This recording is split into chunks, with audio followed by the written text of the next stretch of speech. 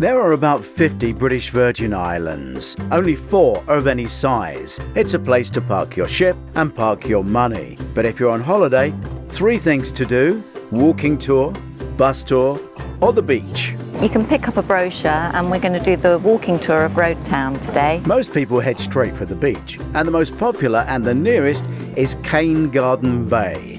2 ways to get there. Well, 2 versions of the same way is a taxi bus from Road Town. Outside there's all the buses, there's the open top ones, there's the closed in ones for the bus tours, or you can hire scooters. The buses and the taxis are the same vehicle. It's just the taxi takes you direct and the bus takes you on a tour. All the approved drivers wear a government shirt.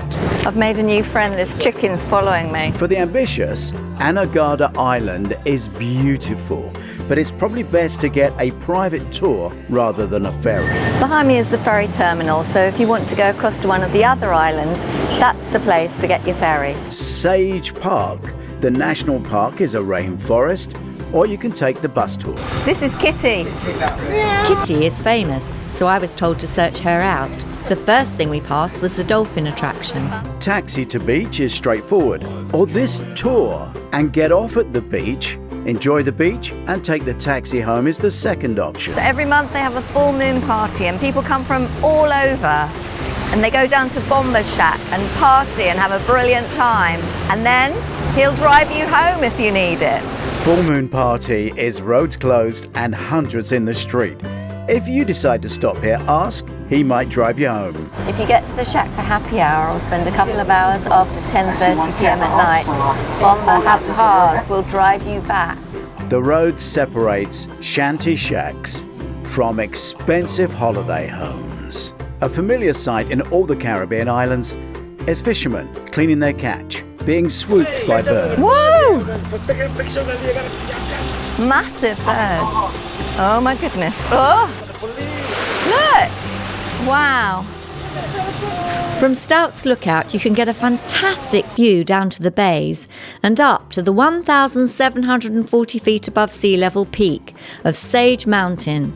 Before tourism, the biggest money spinner here was agriculture. Bananas, coconuts, mangoes, sugarcane. It gets twice as much rainfall as Britain, so that's why it's also lush. Just want to give a shout out to Stouts Outlook, very important for any tourist. The loos are spotless. So the bus tour does give you a good look at the island before the beach. This is Callwood Run Distillery, the only one in the British Virgin Islands on Tortola. And you still have time to do all this, stay on the beach, and then walk around the town later. 4 years, 10 years. Is there another one? That's the one that doesn't taste though, isn't it? Well, that's sweeter, that's sweeter.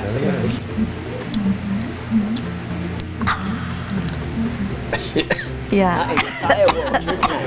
Wow.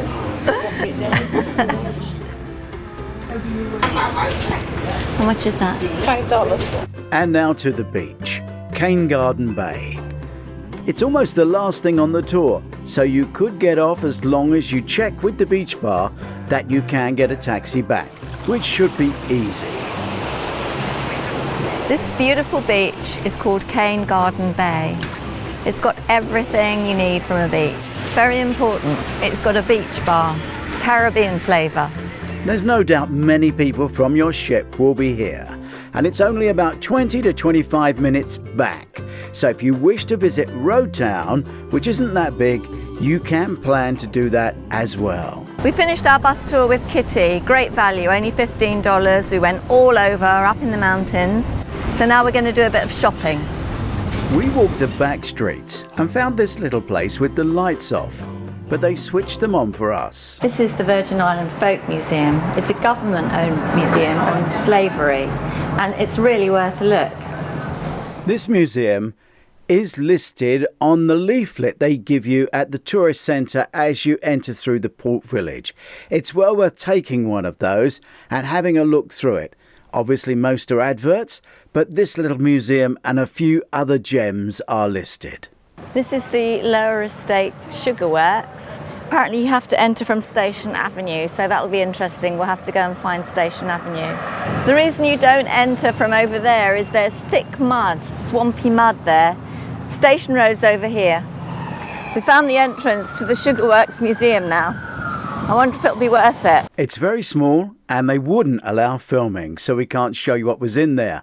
But if you pop your head round the door, you can see it. Tsunami evacuation route.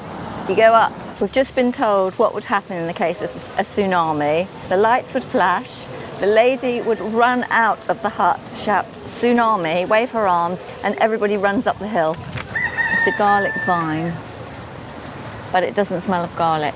Behind me is the curator's house, very colonial looking. This is Fishlock Hall, it's the curator's house, and it's where they hold their meetings.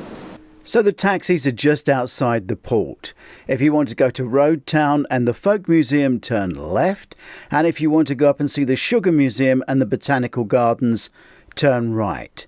If you want to know what it's like to visit a rainforest, we have a film of a hike in our St. Lucia video. Please subscribe. We're in the beautiful port of St. Lucia. If you want the beach, don't be tempted to turn left by the bay. You've got to walk up to the roundabout and turn left by the airport. Walk all the way round, come down here to the beach. It's a beautiful Caribbean beach. Not only is it a gorgeous beach, there's natural shade from the trees, so you don't even have to hire a sunbed. It's a shame you can't just run across the runway because the ship really is just over there. A stone's throw from the ship, we found the church, the square, and now we're going to look at the market. We had a little rainfall last night, so the rainforest is a little wet and also very slippery. There are 3 activities here. There's the skyline, which doesn't take any effort. There's the zip line, which is going to take a lot of adrenaline. And there's the hike. There are several varieties of snakes in the forest, ample toilets, there's a cafe and a shop. All in all, it's a brilliant experience. We're en route to the springs and the volcano, and this is a $1 washroom stop. This is an active volcano, and all the mountains around it are the rim. So this could erupt. So if you see I'm running, you follow. It absolutely stinks. Once you're in, I promise. This is the St. Kitts Cruise, Steel Band and Snorkel Tour. I have to say, I thoroughly enjoyed this tour and it was worth every penny. Everybody rocked off the ship and some guests came up to us and said it was the best tour they'd ever done. If there are lots of ships in, you may dock in the container port, but the shuttle bus will bring you here. And from here, you can get your buses and go out on your tours for the day.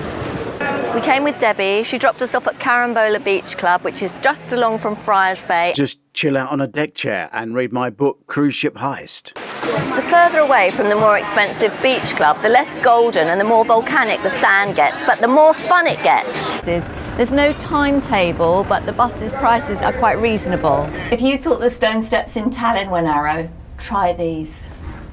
I think I could. I want to take you somewhere special, and I want you to meet someone special. All the way to Nelson's Dockyard costs $7 for 2. And they'd heard about it on Doris Visits. This already feels like a great day out. I think Nelson's Dockyard is a very pleasant place to come. A few officers at the time of Nelson left a bun in the oven. Ah, the bakery. Very funny. Oh, look. Expensive. If you've seen Nelson's Dockyard and you want to go to the beach, come down to the red and white building, go all the way up the hill and then turn left all the way down to the beach. If you're looking for a natural Caribbean beach, take the trip to Nelson's Dockyard and walk here. It's paradise. So far my Antigua beach trips cost me £1. This is the local bar, it's called Sandra's Bar and Grill. So 2 chairs and a parasol will cost you 50 Eastern Caribbean dollars, which is about £15. But it's still cheap because we got there by bus. This bar is called Castaway. We're going to have an Indian meal. They've got sport TV and Wi-Fi. So the taxi here cost other cruisers $30 US. It cost us $4. So the food was free. If you're joining the ship here, you will go in a coach bonded to the port terminal and check into your ship. Once checked into the ship, you can visit Barbados. Number 8 is the bearded fig tree, and it is how Barbados got its name, Los Barbados, the bearded one. We're having a beach day today in Barbados from the cruise ship. and it's really easy to do cheaply. If you like a rum punch and a snorkel, this is the boat for you. We'll show you north, south, east and west of the island, a bit in the middle, but tonight we're going out. We're at Moe's Bar and Grill and it's right on the side of the stage, so the music's going to be loud. The dancing starts late, but if you don't get there early, you won't get a seat. Very dramatic. I think there's a wedding over there. It's a baptism. The very helpful young lady in the bar said that the Botanical Gardens are 5 minutes walk up here. So fingers crossed, I'm trusting her. But it is quite a steep hill. Just having a beer at the famous Sandy Lane Hotel. God knows what it's going to cost.